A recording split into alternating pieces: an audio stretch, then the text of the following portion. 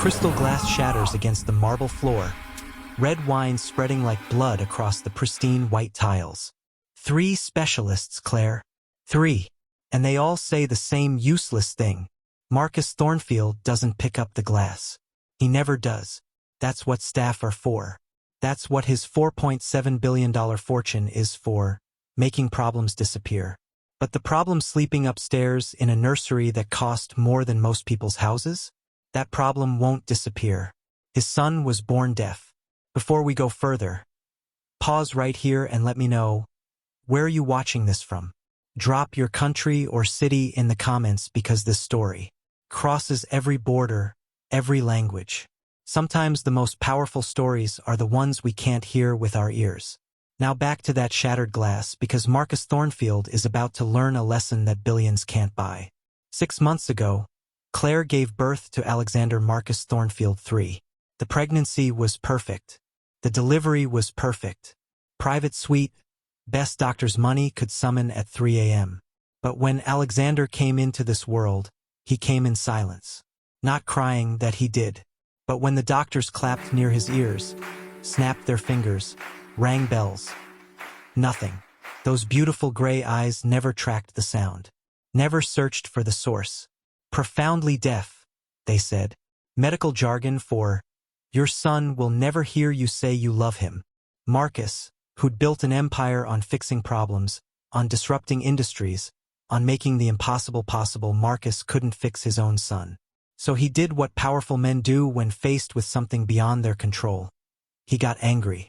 Nanny number 1 lasted 3 weeks before she quit, crying, after Marcus screamed at her for not trying harder to make Alexander respond to her voice.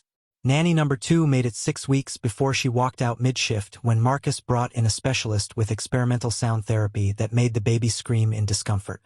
He was trying to force those tiny ears to work through sheer volume, as if willpower and wealth could reconstruct neural pathways.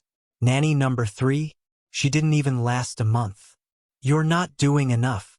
Marcus had shouted at her, at Claire, at the doctors, at God himself probably, if he believed in anything besides quarterly earnings and hostile takeovers. Claire, exhausted and heartbroken, stopped arguing. She just held Alexander closer and sang to him even though he couldn't hear. Even though Marcus told her it was pointless. That's when Elena Rodriguez arrived. The employment agency sent her file over with reluctance. She's not traditional, they'd warned. Her references are impeccable, but they're all from families we can't disclose due to NDAs. And she specifically requests positions with special circumstances. Marcus barely glanced at the file before approving her. He didn't care anymore. He'd hired 3 specialists for next week to discuss cochlear implants, surgery on his 6-month-old son's skull, and he needed someone to watch Alexander while he and Claire fought about whether to proceed. Elena showed up on a Tuesday morning with a single suitcase and eyes that seemed to see too much. She was 43, Latina, with graying hair pulled back in a simple bun and hands that moved with practiced efficiency. She didn't flinch when Marcus immediately barked orders at her. Didn't react when he passed Alexander to her with barely a glance. Already on his phone, already solving problems he actually could solve. But on her 3rd day, something changed. Marcus was in his home office, yelling at Claire about how they needed to fix this before Alexander starts school. Before people know. Before it affects the family reputation. As if his son was a PR crisis instead of a child. Elena walked past the nursery carrying fresh linens. Through the open door, she saw Alexander lying on his play mat, staring at the mobile above him. Silent as always in his silent world. On the shelf nearby sat an antique music box, a family heirloom from Claire's grandmother. The washing machine in the nearby laundry room hit its spin cycle, making the whole floor vibrate slightly. And Alexander's head turned. Not toward the sound, there was no sound in his world. Toward the vibration of that music box, rattling almost imperceptibly on its shelf.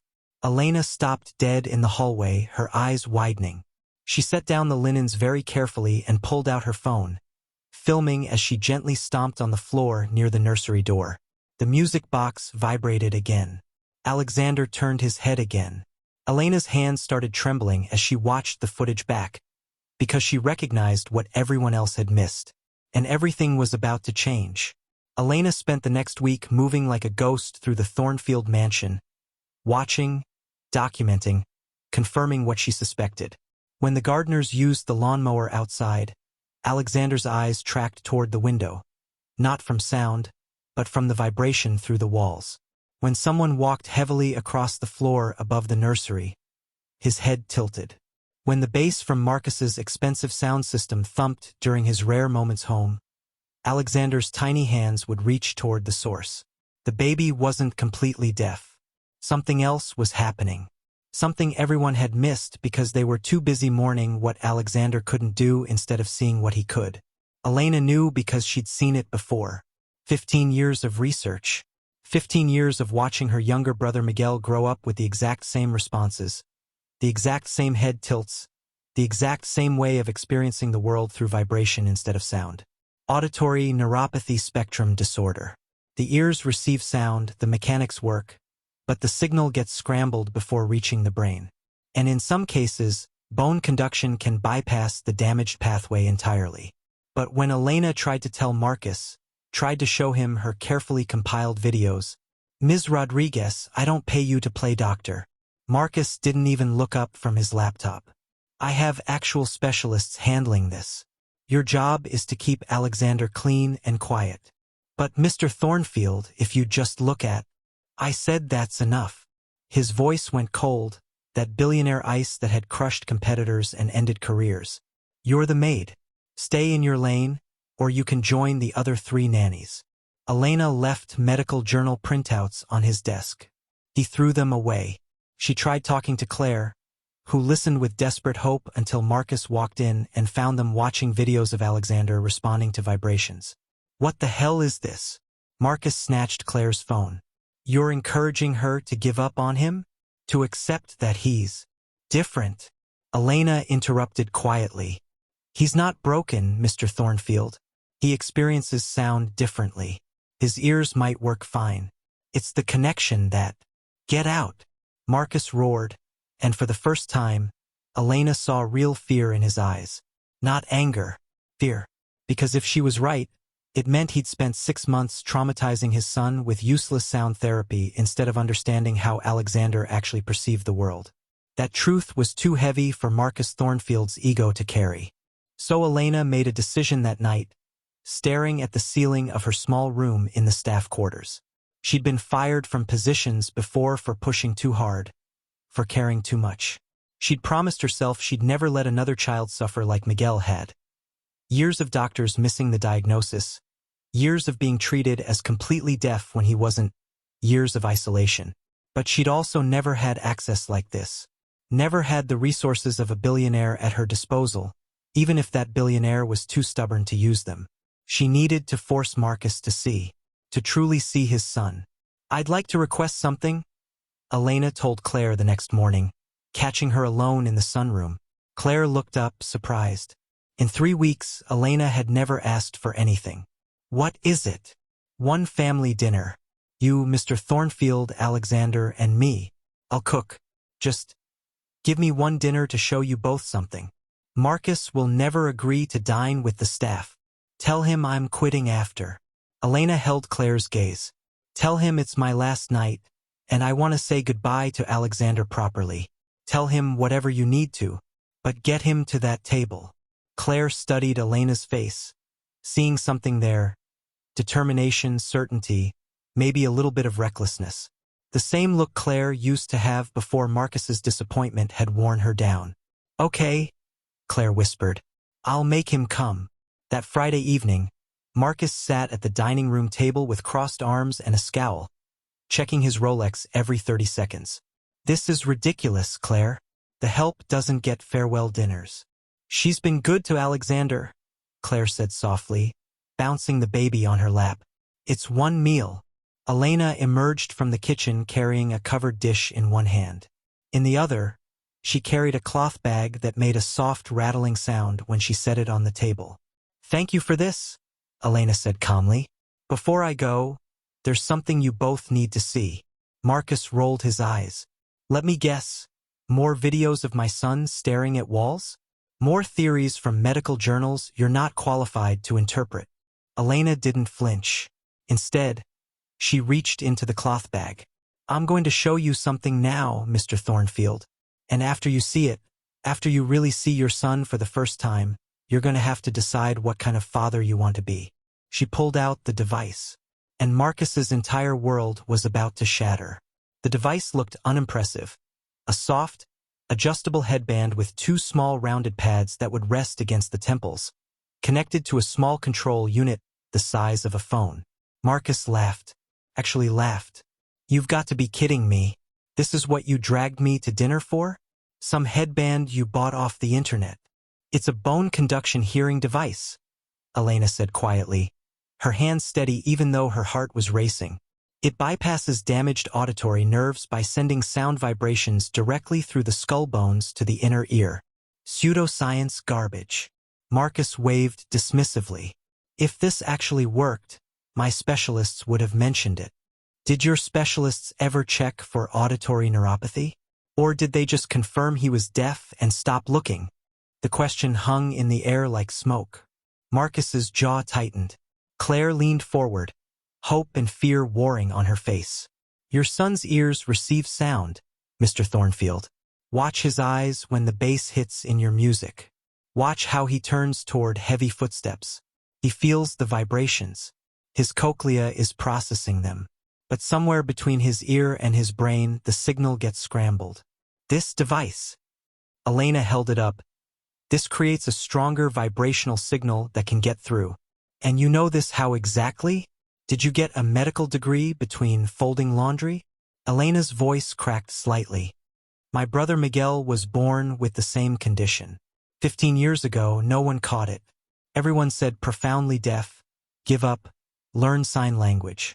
But I watched him respond to things he shouldn't be able to hear, the same way Alexander does.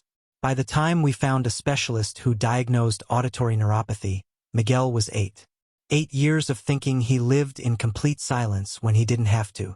She looked directly at Marcus. I became a nanny specifically to find children like Alexander, to catch it early, to save them from what Miguel went through. So yes, I'm just the maid. But I've spent 15 years researching this condition, working with families, connecting them with specialists. I've seen 12 children start hearing with bone conduction devices. 12 families who thought they'd never have conversations with their kids. The room fell silent except for Alexander's soft baby noises. If you're wrong, Marcus started. If I'm wrong, you fire me and nothing changes. If I'm right and you refuse to even try. Elena's eyes blazed. Then your son spends his life differently abled when he doesn't have to be.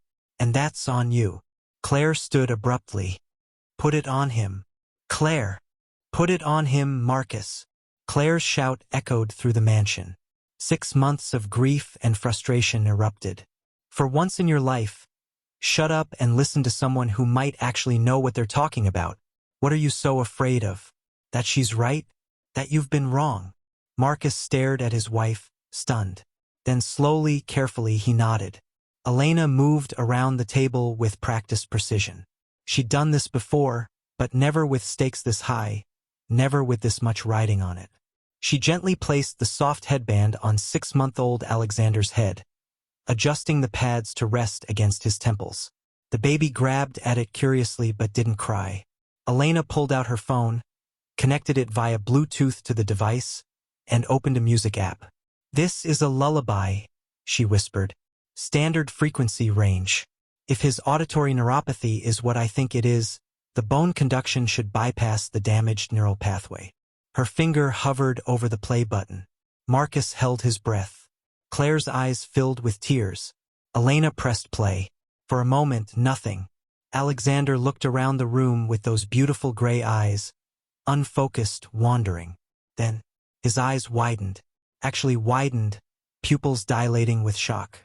His head turned, smoothly, deliberately, toward Claire. Not randomly, not coincidentally, toward the source of sound. Alexander! Claire whispered his name, her voice breaking.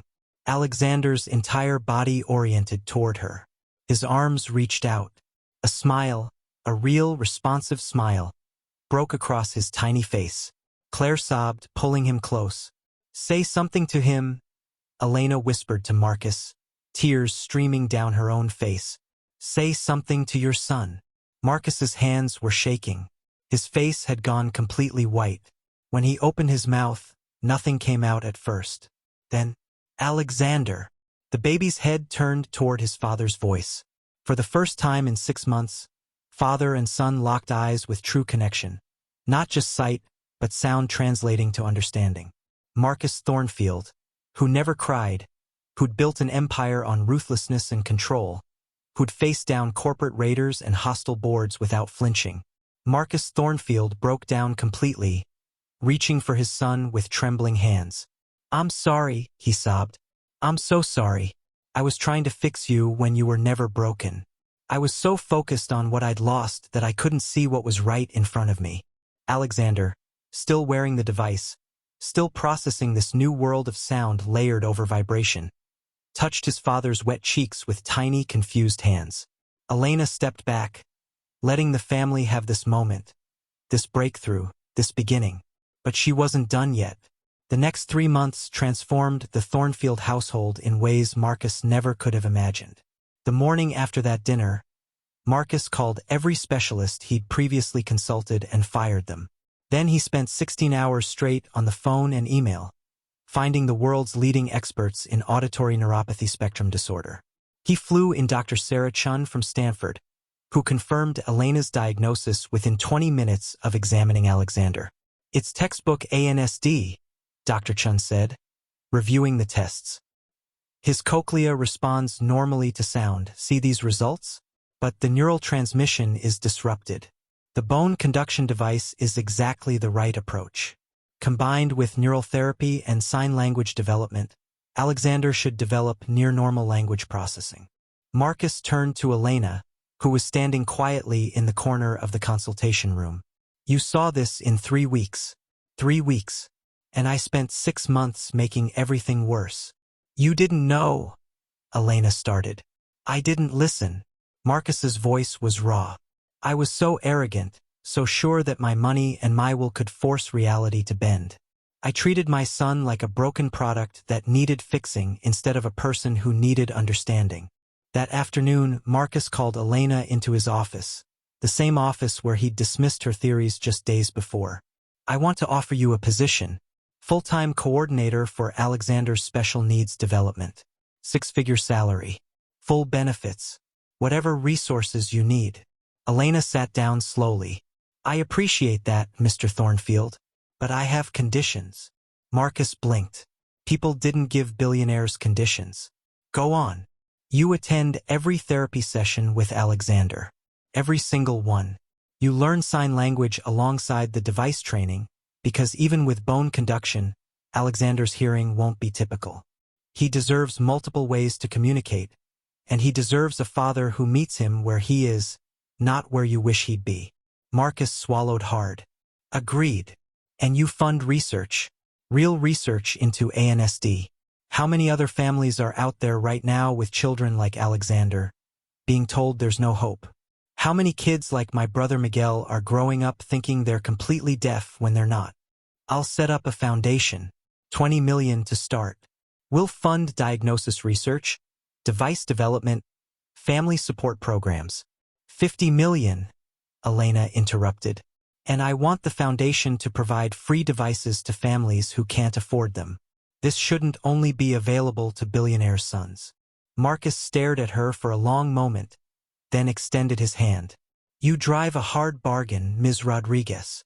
"Elena," she said, shaking his hand firmly. "And I learned from watching you negotiate with suppliers.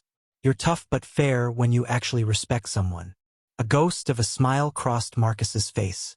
"I'm going to have to fire my entire negotiation team if word gets out that the maid outplayed me." "I'm not the maid anymore," Elena reminded him. "I'm Alexander's coordinator." Big difference. The changes came rapidly after that. Claire, who'd been drowning in silent grief, found new purpose in learning sign language with fierce determination. Within 6 weeks, she was signing full sentences to Alexander while he wore his device, giving him dual language input. Marcus shocked everyone, including himself, by being the first one in the conference room for Alexander's 8 a.m. therapy sessions, even canceling board meetings to attend. He practiced signs on video calls, his executives watching in bewilderment as their cutthroat CEO signed "more" and "play" and "I love you" between discussing quarterly projections.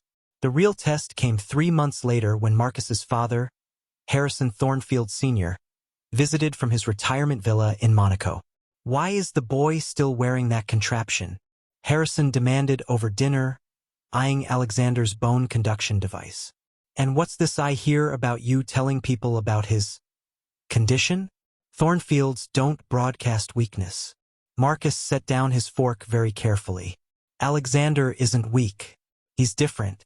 And if you have a problem with my son, I'm saying we should keep this quiet. Send him to a special boarding school in Switzerland once he's older. No need for the public to get out." Harrison blinked. "What? Get out of my house. Get off my property. And while you're at it, I'm buying out your shares in the company. Consider yourself retired. Actually retired this time. You can't. I'm also removing you from the board, effective immediately, because Alexander is going to grow up knowing he's loved exactly as he is, and he doesn't need a grandfather who sees him as an embarrassment." Claire reached over and squeezed Marcus's hand. Elena, feeding Alexander his dinner, allowed herself a small smile. Harrison Thornfield Sr. left in a fury, but Marcus didn't watch him go. He was too busy signing "good job" to Alexander, who just successfully signed more carrots while wearing his device. Some bridges needed to burn so new ones could be built. 1 year later, the Thornfield mansion's backyard was transformed with balloons, streamers, and the controlled chaos of Alexander's 2nd birthday party. But this wasn't the cold, exclusive affair Marcus would have thrown 2 years ago. The guest list included other ANSD families that Elena had connected them with, Alexander's therapy team, kids from the local deaf community center, and hearing children whose parents were teaching them sign language for inclusion. Marcus stood on the patio, watching his son toddle around the grass, his bone conduction device secured with a colorful strap decorated with dinosaurs. Alexander's current obsession.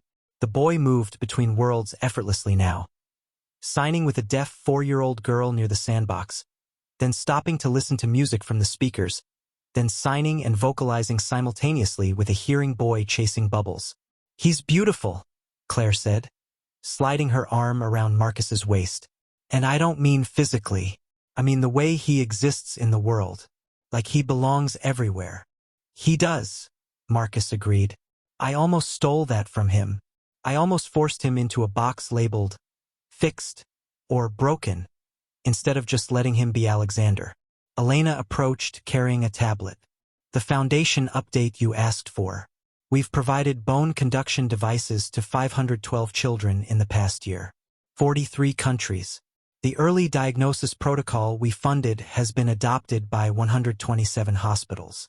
And the research grants have produced 2 major papers on ANSD that are changing how pediatric audiologists approach assessment." Marcus shook his head in wonder. 512 families who won't go through what we did, who won't spend months or years thinking their child lives in silence. "Because you listened," Elena said simply. "Eventually. Because you refused to shut up," Marcus corrected with a slight smile. "Best quality in an employee. Worst quality in an employee. You're a nightmare and a miracle. I prefer persistently correct." Elena grinned, then looked serious.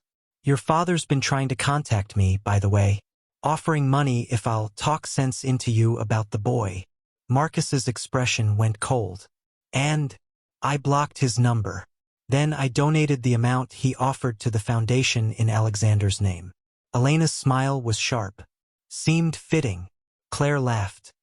A real, full laugh that Marcus realized he hadn't heard in years. "I love you, Elena. Not as an employee. As family. Careful, Mrs. Thornfield. I might take advantage of that and eat all the fancy birthday cake. It's Alexander's birthday. You're legally obligated to eat cake." They watched Alexander discover the water table, immediately signing water and cold and more in rapid succession, his vocabulary growing daily through both sign and supported hearing. Marcus cleared his throat. I've been asked to give a keynote at the National Pediatric Audiology Conference next month. About our journey. About how wealth and power mean nothing if you're not willing to listen, in every sense of that word. Are you going to do it? Elena asked. If you'll come with me. And Miguel. I want people to hear his story too. How early diagnosis could have changed everything for him. Elena's eyes misted. He'd be honored. He's been volunteering with our family support program, talking to parents of newly diagnosed kids, showing them what's possible. He's remarkable, like his sister. Before Elena could respond, Alexander came running over on unsteady toddler legs, signing frantically. Cake, cake, cake. Marcus knelt down to his son's level, signing back. After lunch, we'll have cake. Can you be patient? Alexander considered this, then signed please with exaggerated enthusiasm. How about one small cupcake now? Big cake after lunch? Claire signed, unable to resist those wide gray eyes. Alexander's face lit up. He touched his bone conduction device gently, a gesture he did when he was happy, like he was thanking it, then signed thank you before running toward the dessert table.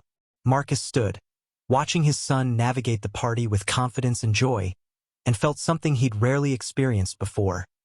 Genuine gratitude for being proven wrong. You know what the crazy thing is? He said quietly. I thought my son being deaf was the worst thing that could happen to this family. Turns out, it was the best thing that ever happened to me. Elena touched his shoulder. He was never deaf, Marcus. Not completely. You just had to learn how to listen. No, Marcus corrected, watching Alexander share his cupcake with another child, signing and laughing. I had to learn that there are different ways of hearing, different ways of communicating, different ways of being perfect. He turned to face Elena and Claire. Alexander didn't need fixing. I did. And you both saved me from becoming the kind of father, the kind of man who values conformity over connection. The party continued around them. Children playing, parents chatting, music mixing with laughter, and the fluid beauty of sign language. Alexander, at the center of it all, wore his device proudly and moved between worlds with the ease of someone who'd been given the gift of choice. Different wasn't broken. Different was just different. And sometimes, different was exactly what perfect was supposed to look like. Here's what Marcus Thornfield learned the hard way. True strength isn't forcing the world to bend to your expectations. It's having the humility to change your expectations when you're wrong. Wealth can buy you specialists and devices and research, but it can't buy you wisdom. That only comes from listening, really listening, to people you'd normally dismiss. To the maid. To the mother. To the child who communicates differently than you expected. How many times do we miss what's right in front of us because we're so focused on what we think should be there instead? How many children, how many people, suffer because someone with power decides they know better without actually listening? Elena saved Alexander not with money or status, but with observation, persistence, and the courage to challenge someone who could have destroyed her career. She proved that sometimes the most important voice in the room belongs to the person everyone else is ignoring. Now I want to hear from you. Have you ever been dismissed by someone in power, only to be proven right later? Or have you been the one who missed something important because you weren't really listening? Drop your story in the comments. Let's talk about the times we got it wrong and the people who forced us to see differently. If this story moved you, hit that subscribe button and ring the notification bell, because we're sharing more real-life inspired stories about the moments that humble us, challenge us, and ultimately transform us. Share this video with someone who needs to hear it. Maybe someone struggling with a diagnosis, maybe someone in power who's forgotten how to listen, maybe someone who feels invisible and needs to know their voice matters. Because at the end of the day, we're all just trying to be heard. The only question is, are we listening? Drop a comment, subscribe, and I'll see you in the next story. Keep listening in whatever form that takes.